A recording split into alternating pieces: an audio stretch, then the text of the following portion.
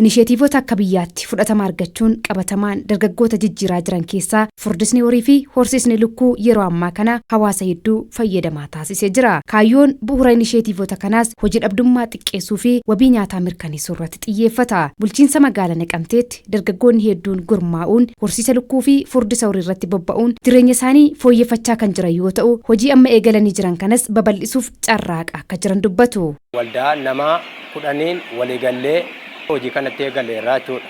Hojii kanatti kan nuti eegalle immoo liqeeffannaa utuu hin taane dhuunfaa ofii keenyaatiin waan ji'a muraasa kan ta'uun hojii kanatti eegalleerra jechuudha. Kanaaf hojii kana amma in adeemsifnaa itti fufnee hojii kana akkamitti harkaanfatee hojii guddaa hojjetamuuf jennee irratti waliigallee yaada akkasiitiin karoorfannee jirra jechuudha.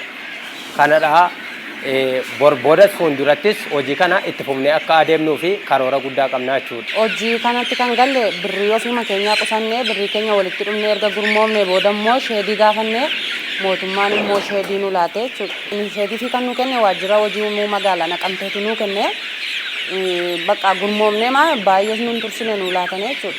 Hojii kana babal'ifachuudhaaf yoo birriin keenya guddaa ta'e mootummaanis birrii nu liqeessee nunis guddifachaa hojii keenya guddifachaa bal'ifachaa deemuu matti yaadaa irra kaa'amata. Asitti kunuunsa hoolotaa fi furdisaa looniidha kan hojjechaa jirru.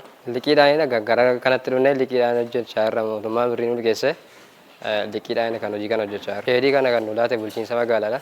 Bulchiinsa magaalaatiin ijaaramnee hojii kana hojjechaa jirra. Kan nu deeggaraa jiru immoo ogeeyyii qonnaadhaan deeggaramnee hojjechaa jirra. Itti gaafatamaan waajjira carraa hojii uumuu fi ogummaa bulchiinsa magaalaa Naqamtee kan ta'an obbo Biraanuu Asaffaan dargaggoota kana gara hojiitti galchuun bu'aan argamaa jiru abdachiisaa akka ta'ee fi gara fuulduraattis inisheetiivoota kana babal'isuuf hojiin hedduun hojjetamaa akka jiru nutti himani. Oomishni misooma kilaasteraa yookiis immoo inisheetiiviidhaan hojiitti galuun dhimma hojii dhabdummaa hiikuu qofa osoo hin taane dhimma qaala'insa jireenyaa tasgabbeessuu keessatti illee gahee olaanaa waan qabuuf xiyyeeffannoo addaatiin kennamee jechuudha kan inni hojjechaa jiru.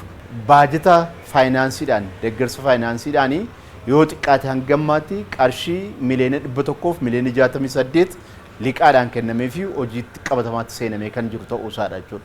Akkuma kanallee qophii fuula duraaf yoo xiqqaate kilaastera 100 bakka tokkotti qophii geggeessinee yeroo ammaa kana keessaati waldaan 65 qophii xumuree kan jiru ta'uu isaati jechuudha. Ammallee liqii yoo xiqqaate gara miliyoona 77 ol ta'u gara baankii siinqeetti darbee kan ganaa harka dargaggeessaa keenya ta'u gahuudhaaf deemaa jiru.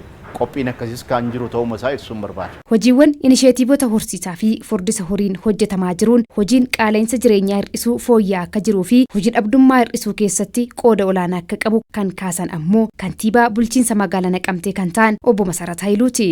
Inisheetiivoota adda addaan hin jiru carraa hojii ittiin uumuutiif kilaasterootaanii kanaaf akka magaalaa keenyaatti kilaastera furdisaa irratti bal'inaan kilaasterri ijaaramee dargaggoonnis ijaaramee hojiin gurguddaan hojjetamaadha kan jiru carraan hojii dargaggoota hedduutiifis uumameeti kan inni jiru jechuudha. Karaa qindaa'ina qabuutiin yaalii isaanis itti dhiyeenyaan hundeessinee tajaajila barbaachisaa ta'es achitti guutee fi walitti hidhaminsa gabaas uumuun fayyadamummaan dargaggeessa keenyaa yoo cimee jedhee dargaggeessi baay'een baratee hojiitti tungaliin kan jiru jira akka magaalaa kan keenyaatti. Carraa gaarii uumuuf hin danda'a. Inni kaanis sanarraati baratee dhuunfaatiinis akka maatiitti hojjechuutiif akka danda'utti kan jalqabne ni jira.